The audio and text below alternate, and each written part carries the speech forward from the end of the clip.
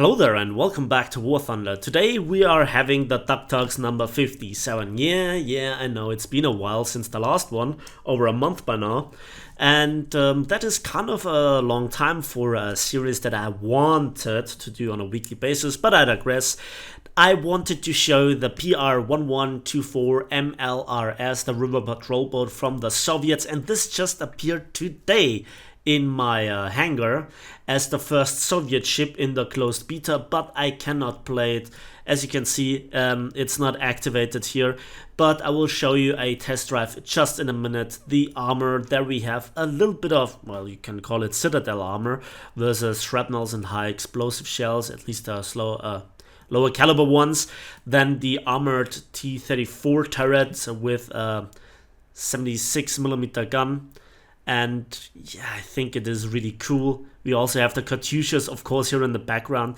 This was the package that I purchased like two and a half years ago, something like this down the line, when the ships were announced for the first time. I tried it out in the test drive, as I just told you, and let's see what it's like. So here we are in the test drive, and I'm just sailing along while we watch the footage. Let me introduce you to today's topics. First of all, the Soviet Navy a little bit, or especially this one with a bit of the history if you're not really familiar where this one is coming from. Then also the IS-7 summer event tournament things and my thoughts on it with a bit of tips and tricks. The next one then also would be the decompression, and when I made a video on the XM1 with the background to clarify some of the misunderstandings that, well, I think some people have, and also talk at the end a little bit about the ship closed beta, and if I should make a top 10 things that suck in the closed beta that are really not good for the closed beta overall or ships in general. And at the end, of course, I will answer some questions. So, where does the PR-1124 come from? Well, this was one of two packages alongside the S100 package that you could buy that would guarantee your entrance in the closed beta or the pre-closed beta. And I think I decided myself for this one because it is Russia and it has some Katyusha rockets on them. And how good they are, we will just see in a moment when we fire it at the destroyer. And also the big gun in the front, and that was just, for me personally, the selling point from what we could see back in the days. And yeah, I think that was that before I made YouTube? I'm not quite sure. But it's been a while, and I think never it has taken a package to arrive in a game that long. And finally it's there. There was no announcement. I just clicked randomly around, and it just happened that I clicked accidentally on the Soviet tech tree and discovered it. So I have no idea how long it is actually there, but it's just that it happened for me to be discovered on Saturday, where I record the Duck Talks. So, what do I think about this? Well, I think overall it's a nice thing, but I don't think that it has really something going for it for the battle rating that it has. Yeah, I know it's closed beta, everything is subject to change, it's 3.3, but when it comes across an LCS, it will get absolutely, well, eaten alive against a destroyer that wants to rush it. I mean, yes, it has a cannon, but you can see the rate of fire, the damage output versus a destroyer. It's not the best. You need to hit the ammo rack with 2-3 shots. While you get shot, I don't really think that you have a fair chance. And while it's not slow, it's not really particularly fast. I think it's more an average patrol boat or river patrol boat, whatever you want to call it. Now let's see how the rockets do, and to range find them, to aim with them. They funnily enough have a direct aim system. Yeah. So there you can see there is actually a lot of shrapnel damage, a lot of crew takedown once you hit, but the aiming is a bit awkward. Let's see if we can hit the front section. Come on, come on. From 64 to 58% with a single hit. on an unsaturated section. There you can see you just have a few rockets, and you have to be very good with your shots. But I digress. Next topic, IS-7 summer event. The biggest tip that I can give you is don't burn out. But however it looks currently is not really that great. I mean, whatever Gaijin thought about, this summer event, I'm not really agreeing with it. What are the prices? Well, half of an IS-7 because the tournament actually will take longer to gain the IS-7, but there are some prices in between.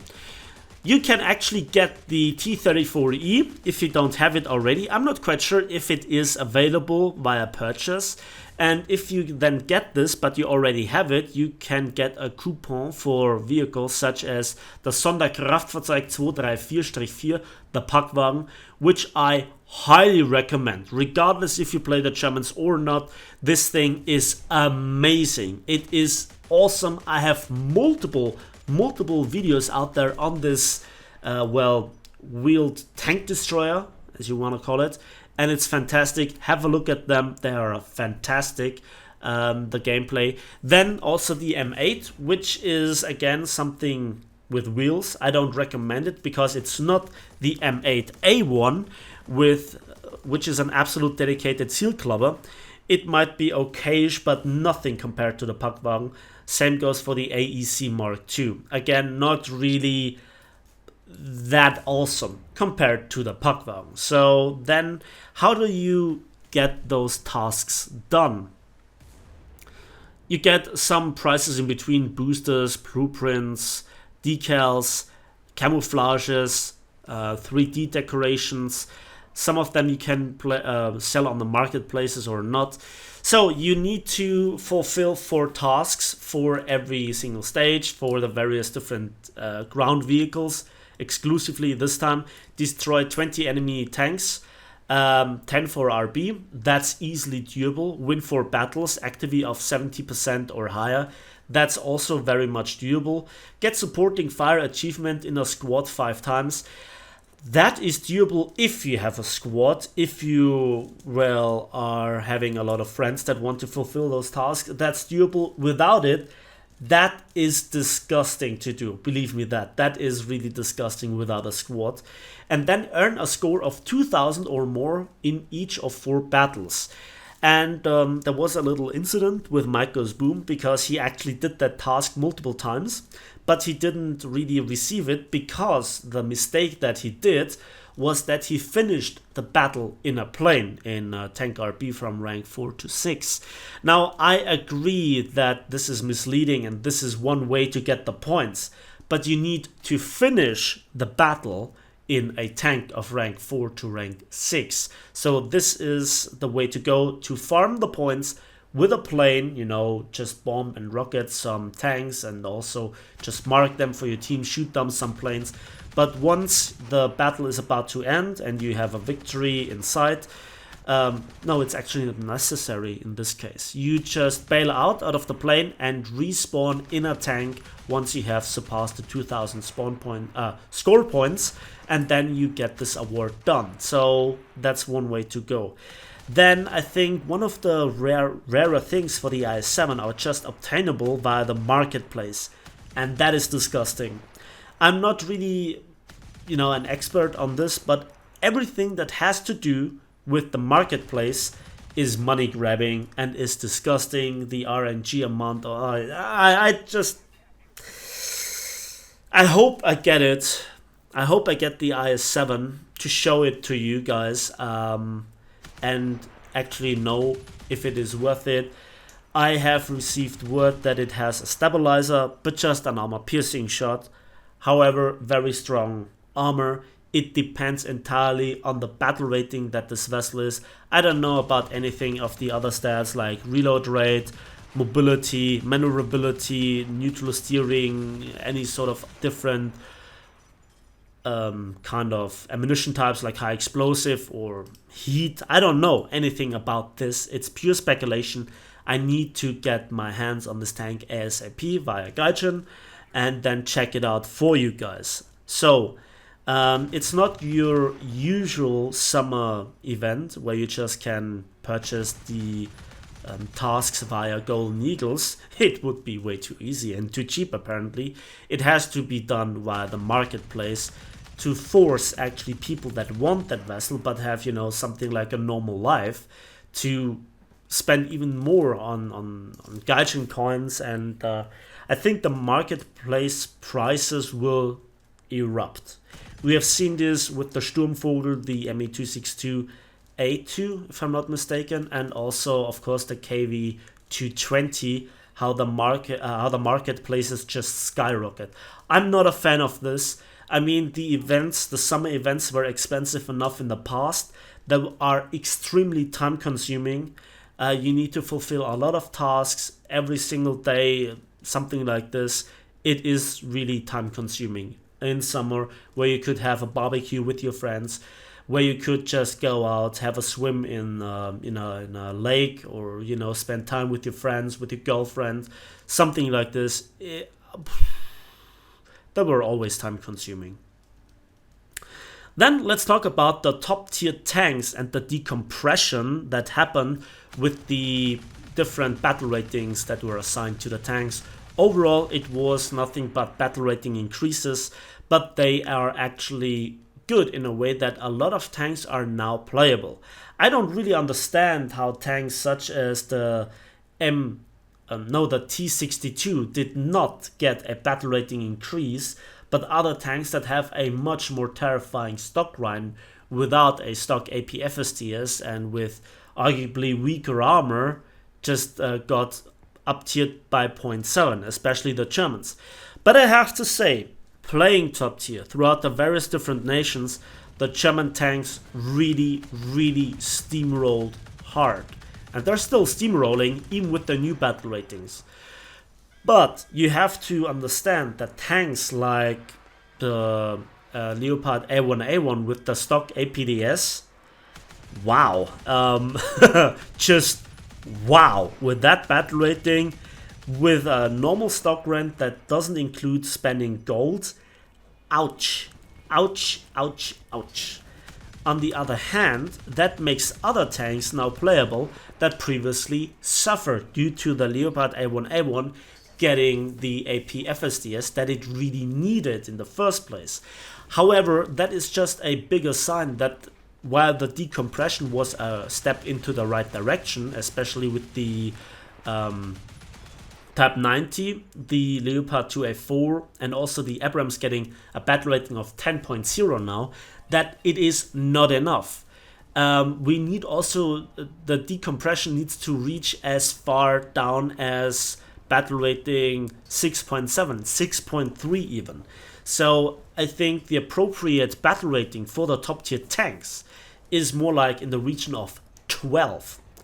However, it is down to Gaijin's tech tree design and the insane grind that this is kind of the best that we can hope for.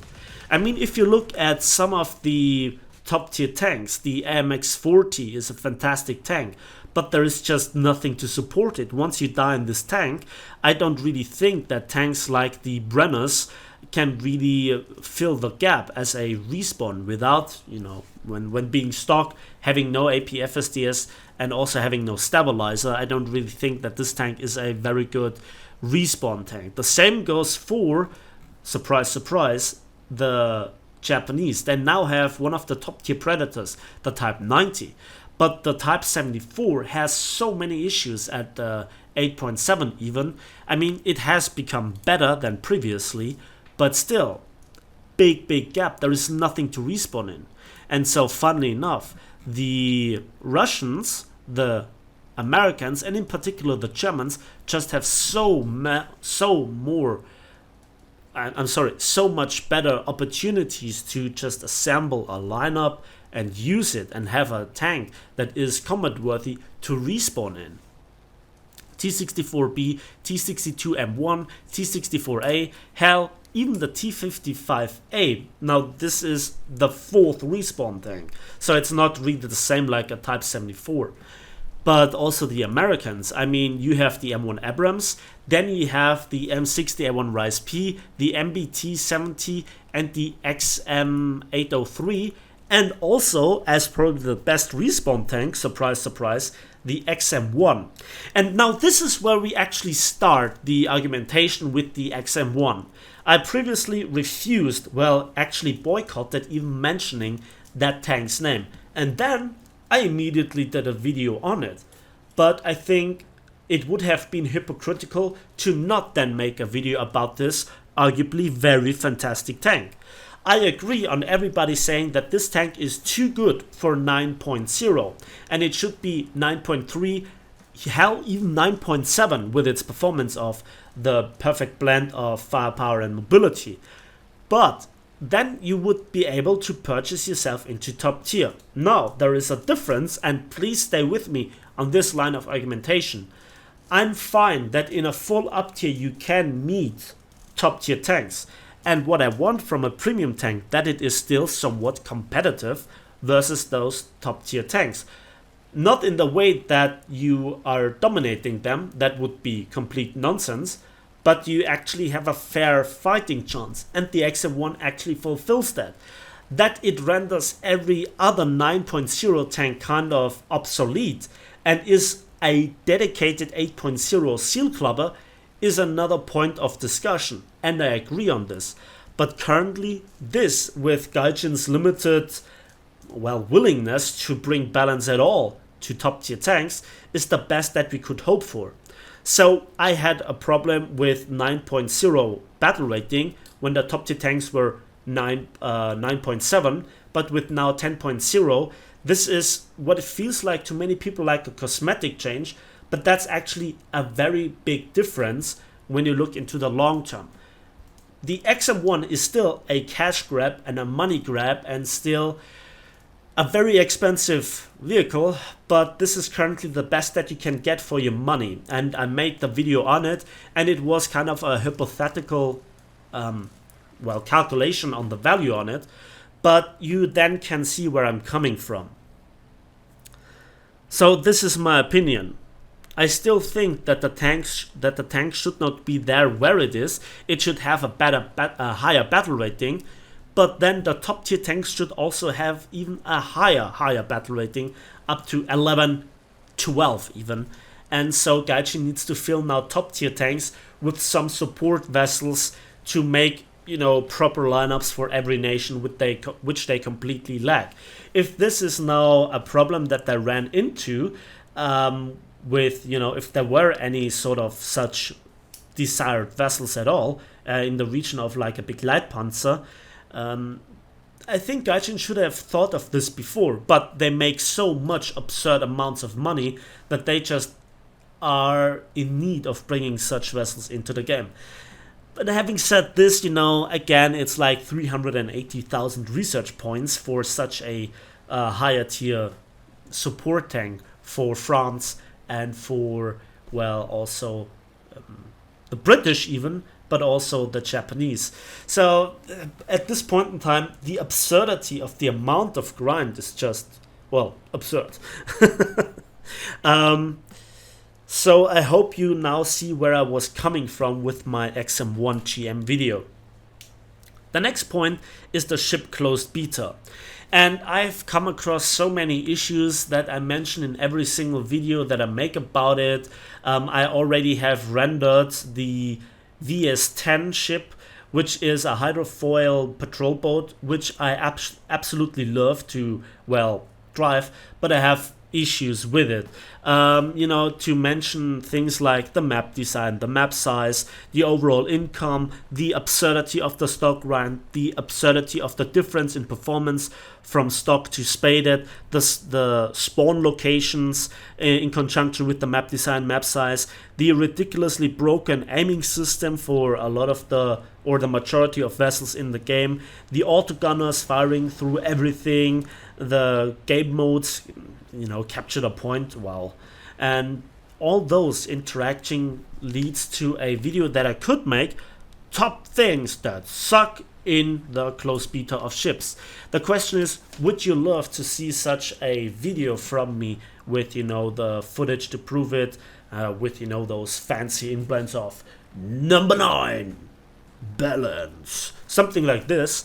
Would you love it for a change? Not as a regular video, but for a change. Overall, again, we have the typical fashion of Gaijin that a lot of the things have a lot of potential, that there is so many things out there that Gaijin can do easily to make the game experience better by not spending too much dev time on it, and yet they just stick to their stubborn way of just wanting to acquiring numbers that then say nothing. Then the game gets even more broken. Then they pretend that there is no problem at all, people just don't play it. Then you receive queue times like up to 15-20 minutes, and then you just get blapped instantly by an LCS once you come around the first corner, or you can shoot at each other from the start right away. So those are the issues with the ship close beta, but I want it to be good. I want it to be fun, and I want to make videos on it because I have waited literally years for this to come into the game. And then I think, you know, top tier tanks are just doomed to die for me personally, in my personal horizon of interest. So then I think it's time for some questions to be answered from the last Duck Talks. So here I want to make it in such a way that if a question has become obsolete, or I don't know what to or how to answer that question, that I just will skip it. So the first interesting question that was asked came from S. Schuster, and he makes a very long comment in German, and he basically asks how I could give him tips how to play the Target 2 and how to come across the issues. So as I stated in the beginning with the IS7 summer event, don't burn yourself out. You know, a game is supposed to be fun, and if it doesn't really deliver that, and you're purely frustrated, if you are purely thinking that you are in the disadvantage with the vessel by default, why do you actually play it? And the answer is very simple. Because it's a German tank, because it has this reputation in the Second World War, this and that. I agree, and I think the glory times of the Target 2 are long gone.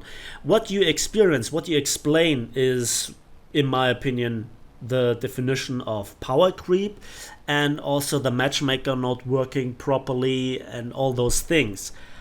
However, you can try to flank with the Target 2. As absurd as it sounds, play it like a light tank. Don't get hit in the first place. Just pick an advantageous, fight for you. Stay in the back or flank around, and play it like a light tank. I know this sounds highly absurd, and there are a lot of videos out there from me, from other players, that you can look at. And sometimes it is very easy to just look at another person's video that explains it with different words or brings different examples, but talks about the very same, but he just is better for you to understand what he wants to say, because he just explains it in a different way.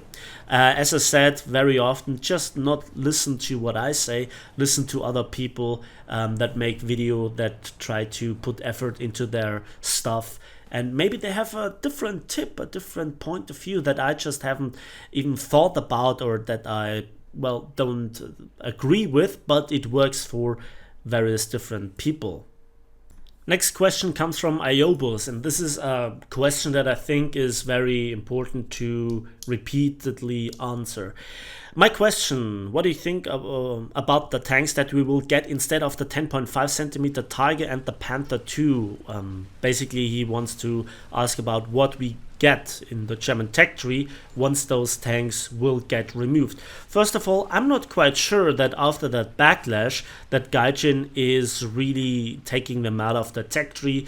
The gap that they would create is just too big, and I have no idea what Gaijin is thinking about any potential kind of replacement, and I think there is no real replacement there for those two tanks. At the end of the Second World War, Germany just had something like the Target 2 and some Panther variants, and then there was a big gap in terms of development time because, well, Germany was the loser of the Second World War, and they just were forbidden to create tanks. And then the first thing that they came up with was, well, the Leopard 1. But I don't think that this, well, particularly big battle rating spread for the Germans is that enjoyable for me personally, again, to play. So maybe you should switch to another nation if you think the same.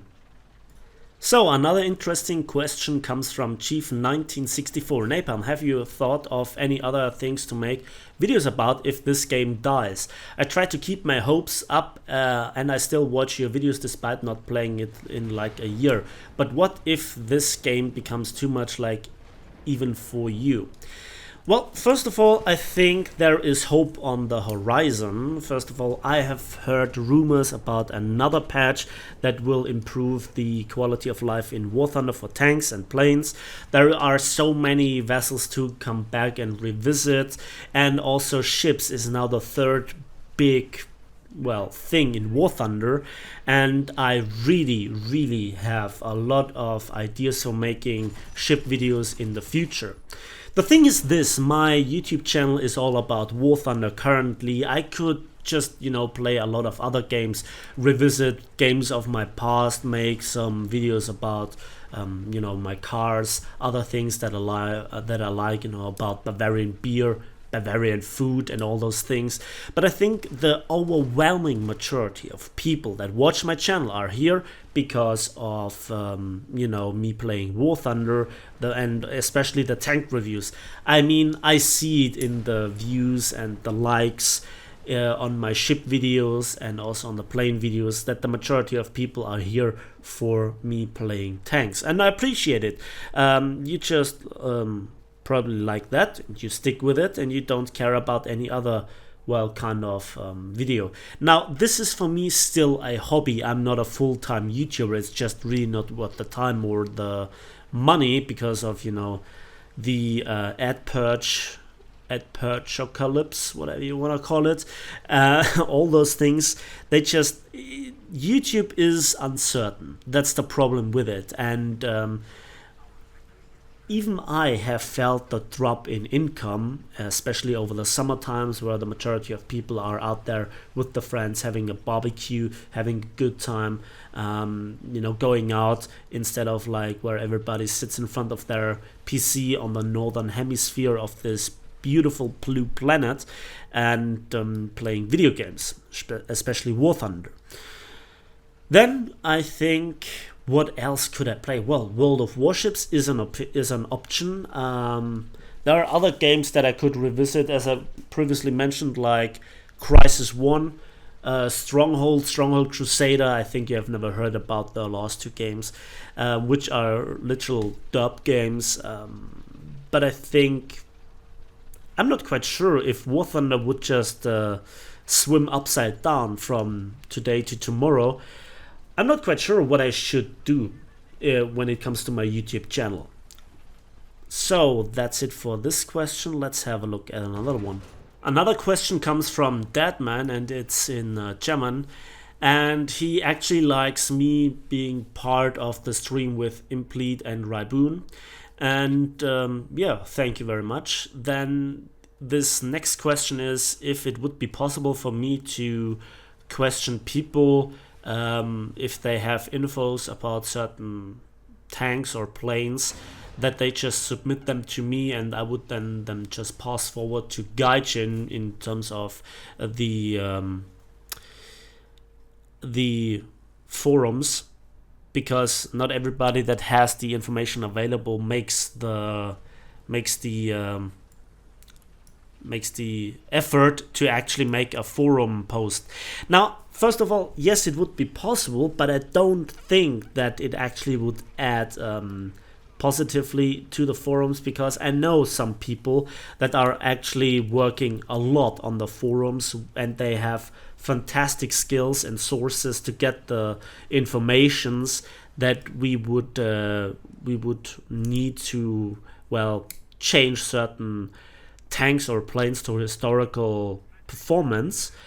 The thing is, at some point Gaijin is overloaded with information and they just can't change it as fast as they want, or they just have other informations and just drop those informations. So that's, for me personally, a dead end, and I don't go this way. I make YouTube videos and that's already a lot of, well, work. And then there is also a comment from Damien030303, and he basically suggests that we should change a little bit the upgrades and also the battle rating according to the upgrade status. And I also have to say I agree on that, but this is recommended for quite some time, and of course this would kind of spit in Gaijin's soup of getting, well, money from the players, because to overcome the stock grind is what makes people play. Not just play, but also pay. Also, I think battle rating spread reduction to 0.7 would be an instant fix for like 90% of the issues that the majority of tanks have in the game. So, you know, you're not the first one to come up with this, but I basically agree with your point. Then a question from Florent X Torelman. What do you think of Italian bombers? Well, the ones in games, just talking about the propeller bombers, I like their looks, I like the style of them, but they don't have the very best well, bomb selection. They're not the very best defensive armament. They are pretty fragile. So for pure gameplay purposes, they are not the very best choices that you can make.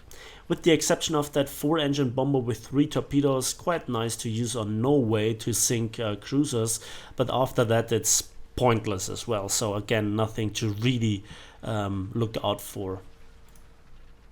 Then a question from My Rooster. Can you make a tank review on the IS-2 mod 1944? So this is a question that I get asked a lot in general. Can you make a tank review about this tank, or can you play this plane, and so forth. Now I want to ask you for a favor, all of you. If you want to know if I made a video about something, just look it up. Just write into YouTube, you know, into the search bar, Napalmratte, and then the desired vessel, and maybe a review or something like this. I have the, you will find them that way. I made it like, if you write Napalmratte and the desired vessel's name into the search bar, you will find the video if I have made anything about it. If you will not find it, or it's really outdated, then you can ask me again. But I think you can really look around. I've made like 600-700 videos already, the majority being about War Thunder. There are a lot of tanks that I've covered already. So, and that actually brings us to the end of this Stack Talks. There are no further questions that I think are there to be answered. Thanks for watching, thanks for listening. I hope you enjoyed the Stack Talks. Please give it a like if you did, subscribe if you want to see more. Ask your questions down below in the comment section.